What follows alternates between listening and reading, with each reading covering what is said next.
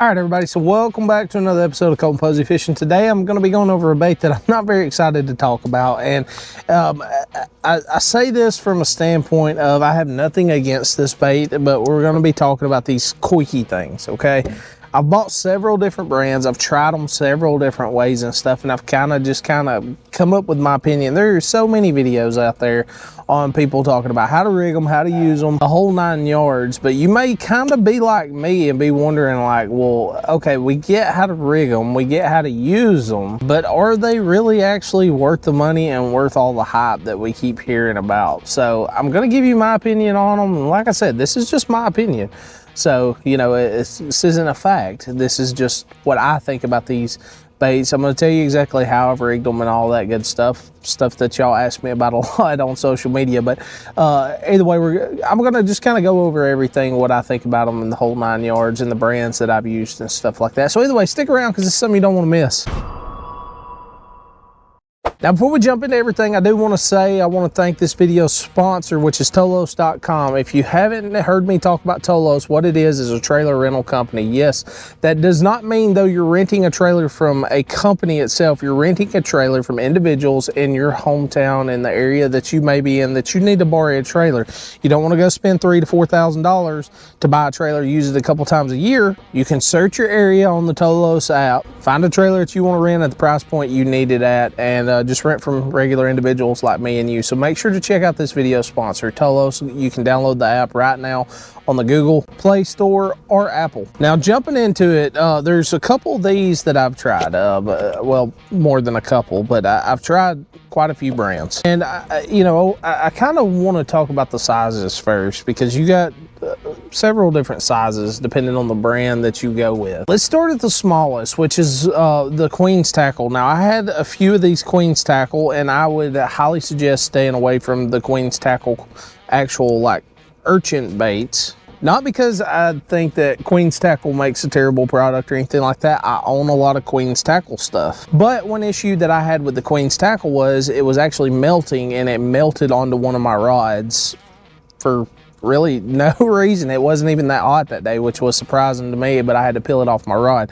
But I used the Queen's Tackle, I think it was the 8 or 10 millimeter. It was the smaller Urchin style bait. And one thing that I learned about the small one was you were going to get tons of bites. But now you wasn't necessarily getting tons of bites from bass. We caught several bass off of the small one, but most of the time you would throw that thing like at a grass line or something, and you want to talk about brim galore. I guarantee you could catch a ton of brim off of the smaller versions of these Urchin baits. As soon as it hits the water, I mean, you just feel them, and then you just set the hook and bam, you got them. So if you're a brim fisherman, I would 100% say like go for it. Another thing was, which was kind of surprising to me too, the crappie really liked the small one. We didn't catch many crappie on them, but we saw some on scope, and we just wanted to throw at them and see what would happen. So, you know, we threw at them with the scope and the Urchin bait, the smaller Queen's porcupine, and we got crappie to come out of the tops and everything else and hit the bait and stuff. We just couldn't get a hook in them, but I'm not a good crappie fisherman, so it is what it is. We were just wanting to see if they'd hit them, and they do. So, you know, if you're a brim or crappie guy, the smaller versions, I'd definitely say, yeah, buy some, because they will 100% wear it out. Now, the next size, which is kind of the most common, that in between that you hear people talk about, is like the 18 millimeter, 19 millimeter, which is what this one is. This is the Yamamoto Uni. I think that's how you pronounce it, Uni, something like that, UNI. This was that soft in between. So, you know, we got fish when we would fish this around like grass edges and stuff, and those brim beds and things like that, places where the brim was. We were getting bit by brim and stuff pretty consistently, but we wasn't catching a bunch of them. You just really couldn't get a hook in them that well. I think the brim were just kind of messing with it. But 99% of our bites that we've got off of the Uni is the Yamamoto Uni, however you pronounce it. But either way, you know, they were typical, you know, size spotted bass, which I will say we tried this out on the lake that, you know, doesn't have a whole lot of big fish in it. 7 to 9 pounds wins tournaments up there. It's, you know, not a crazy big fish lake or anything like that. You know, you catch a 3-pounder up there in the tournament, it goes a long ways for you. Did get quite a few bites. It was just the fish that I was around and fishing with this profile size right here. I didn't feel like I couldn't throw anything else and get those fish to bite. Like, I didn't feel like, okay, well, if I picked up a dart head, or if I picked up a drop shot, or a finesse worm, or, you know, even a jerk bait, I didn't feel like, you know, I couldn't get those fish to bite. I didn't see anything special about this bait, in my opinion. Now, the next one I want to talk about is the 6th Sense Abstract. So y'all heard Milliken talk about this, and I just heard him talk about this, and I bought the big boy, the 24 millimeter, because I wanted the small, I wanted the medium, and I wanted the big boy, because I want to see how they all act. And, you know, it could change my perception of why I would choose the big one over the small one, or the small one over the big one, or maybe I want that soft medium because it does something a little different.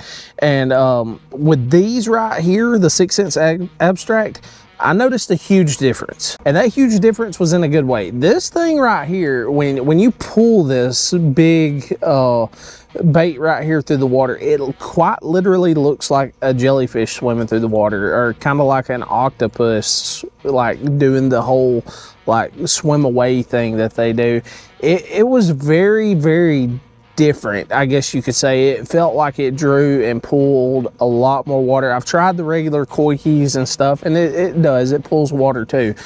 But you would have to experience this to get what I'm saying. This thing just pulls a lot of water, and I'm actually kind of excited to try this on a river system where we have a lot bigger fish, like the Tennessee River, and just kind of see what happens with this, because this thing right here has a different motion. It pulls a lot of water, and it just looks really funky going through the water. So kind of in conclusion on the 3, like which one would I choose over the other one? Well, it would just kind of depend on the fishery. Like if I'm fishing like the fishery I was talking about, where, you know, you don't catch a whole lot of big fish, then I would definitely go with something like the 18 to the 18, 13, 10, 8, somewhere around in there, you know, something smaller, something that I can't really say that mimics threadfin shad, but if they're used to eating small bait, then I kind of want to present everything in a smaller profile, if you get what I'm saying. Sometimes you can, you know, up stuff, and then it's like magic happens throughout the day, but, you know, it's not all the time. But that's definitely something that, you know, I would consider if I'm looking to buy one and try it out, is, you know, am I fishing a threadfin shad fishery that has a bunch of small shad, then I need to go with the smaller one. You know, your 19, 18s, I've seen some that's 15s, and I've seen some that's 13, you know, somewhere around in there. That's kind of what I would buy. And I feel like with that medium profile, you kind of have the best chance to catch, you know, any fish that you may be around that's active, but you also take that chance of catching those bigger fish, because we threw this stuff in grass and everything else. I mean, we threw it around man-made structure, we threw it around natural structure, we threw it you know, around grass lines, we threw it up in grass. We did multiple things with these just to try in a whole different like genre of different things you could be doing on your lake or your river system. And it seemed like no matter where we were at, if we were around a fish that was active, we could get that to bite, or get them to bite that. But if we wasn't, they just wouldn't. They would kind of just follow it, kind of look at it for a minute, and then kind of go on. We saw a lot of fish that it actually spooked once it got down to them. They just gone. So that was pretty weird. But like the bigger size, your 20s and over, like this 24 millimeter right here, I'm not sure, because I haven't got to test this part out, but I think on, you know, big river systems and stuff, I think this is going to be a huge killer for like striped bass, and, you know, maybe big large heads that are hanging out, big river spots and stuff that are hanging out near your dams and stuff like that. I think that's going to be, you know, I think it's going to stick around for a long time. I don't think we're going to see this bait go anywhere, because I don't think that there's anything crazy special about this bait compared to the talk that I've heard. And you've got to use it. I got a bunch of friends that, you know, has won tournaments off of them and stuff. And, you know, you got to use them. You got to try them. You got to do this. You got to do that. And, you know, I finally did. But I wanted to take my time with it and get to practice with it a lot. and I did and found a bunch of different ways to rig it. And you know, I didn't really see a whole lot that kind of impressed me. I didn't feel like there was anything that the bait did or any fish that I caught that I couldn't catch them in a different way. Now, one of the more productive ways that I found to rig this bait, where I felt like my hang-up ratio was really, really good, because I tried the whole treble hook trick. I tried the frog hooks and stuff like that. And the frog hook, it did work pretty well. I didn't really miss a bunch of fish or anything like that on the frog hook. The only thing that I can say is one thing that I did a little different than like Christy did, or the other people that I've seen rig it up with the frog hooks, is I actually put a swivel at the top of it, and that way I just felt like every time I hung up a fish, it was harder for them to throw that bait because the bait completely twisted, if you get what I'm saying. And when I was working it through the water, sometimes, especially this big one, the 24 millimeter, when I would pop that bait like a jerk bait, that bait would actually spin like this as I would go to pop it and stuff, and it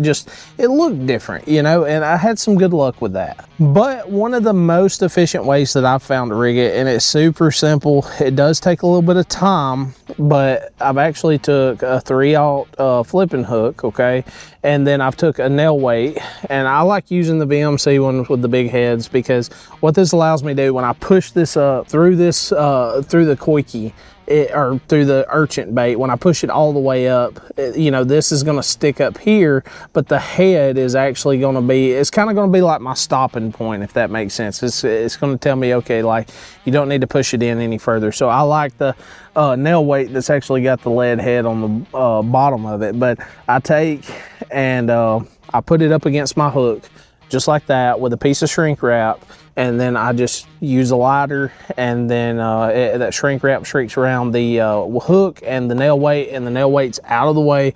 When you set the hook, you got the fish, you got a good flipping hook sticking up out of the urchin bait. And once again, how I'm using this is I'm just doing the simple jerk bait presentation. That's really about the only way you can use it. Now with the smaller one, I was using kind of like a jigging spoon technique. I was actually jigging that thing up and down, but most of the strikes that I got, it seemed like I had a hard time getting like a hang up on them. I don't know if they were getting actually like the tentacles or whatever these are off the side of the bait or what, but it just seemed like my hang up ratio went way down. So when I was using it like a jerk bait, like they were eating it. So, you know, they would get this bait like all the way up to here. Or if I'm using this small one, that's one of the things that I learned, that medium size, they will swallow this joker. So you kind of got to have a good reaction time, or you can take the chance of tongue hooking a lot of them, or getting in their gill plates and things like that, all the way back in their throat. So that's something to keep in mind with the flipping hook. You know, it kind of, when you go to set the hook, you're typically going to get that jaw or something like that. If you use the trebles and stuff like that, they can get it very, very deep. Especially with the medium and the small size. So in conclusion, is it worth all the hype? In my opinion, no. There's no way on this green earth I would ever pay $200 to $300 on eBay for a freaking urchin bait, even if it was as good as the hype seems to be with this bait. Me personally, I would just save my money, but does it catch fish? That's the main thing. That's the main thing people want to know. Yes, it catches fish. I don't think it's as crazy as everybody. I think it's always going to have a time and place, but it's like anything else. You know, there's always a time and place to flip a jig. There's always a time and a place to run a square bill crankbait. There's always a time and a place to run a swim jig. I believe it will always have its time and place, but it's not, in my opinion, it's not the next Alabama rig. I was around when the Alabama rig, and I was around when side imaging and stuff come out, and you know, it's nothing like that. It's a good bait. You will catch fish on it, but in my opinion, using the actual koiki and using the Queen's Tackle porcupine, I didn't get my hands on the Hagg's prickly pear, but I will say this about the any Hagg's bait that you go to buy. I talked to Justin on the phone. I've ordered Hag stuff before. Justin sent me some stuff from Hags, their jigs, their cheat code bait, some of their worms, all that stuff. I've used a bunch of Hag stuff. Justin over at Hags, they make really good products, and Justin is a very, very good guy. They catch a lot of fish off of their stuff. My thing is, I've always been stubborn on what I use. So if you're kind of wondering about the Hags Prickly Pear, would I buy it? If I could have found the Hags Prickly Pear in stock, then that's what I would have bought. Just anything Hags touches, I think they make great stuff. And Justin over at Hags, they're just a good dude. He's a very, very hard worker. I would trust anything Hags. Should you go out and buy some and try them? Absolutely. But don't go pay $200 or $300 for them. Find somewhere that has some Hag Prickly Pears. Find somewhere that's got some 6 Sense abstracts. Find some Yamamoto unis. Throw them around. They're all good. The Koikis, all that stuff, they're all good. They will always have their time and place, but they're not worth all the hype, in my opinion. Let me know down below in the comments what you think. Is it worth all the hype in your opinion? Have you just been absolutely, every time it touches the water, you catch fish, it's just this miracle bait that fell from the sky? Or are you not going to touch this weird looking thing? Either way, guys, don't forget to like. It really, really helps me out. Subscribe down below. I got content coming out for you guys every week. See you guys next time.